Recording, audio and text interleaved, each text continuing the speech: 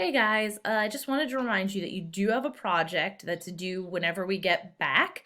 Uh, so I just wanted to go over that with you and just remind you to be working on it now. So it's the solar system project. I've attached a few extra things. You've probably already gone and looked at the rubric, hopefully, because this is one of the first assignments that popped up.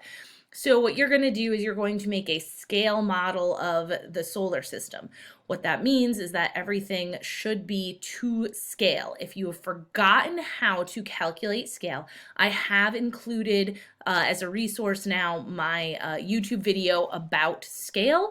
It's a simple proportion, so you should be able to do it.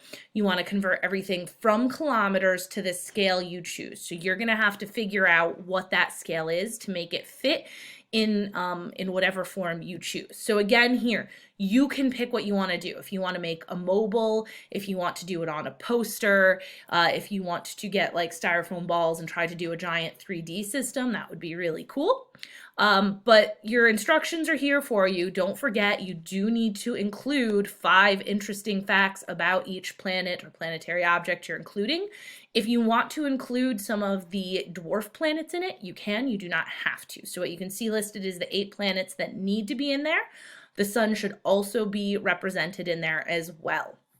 Okay, so then if you come back here you can see is the video just to remind you how to do scale with the proportion. If at all you are confused, please contact me. We can set up a Zoom conference. I can go over your calculations to help you out as well.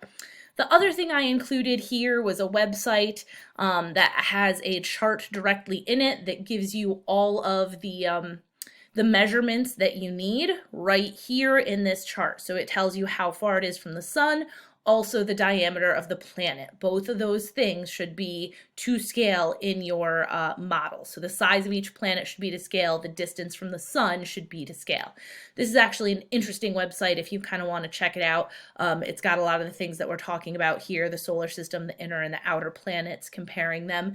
So also feel free to just kind of browse that website to help in your understanding of what we're talking about as well.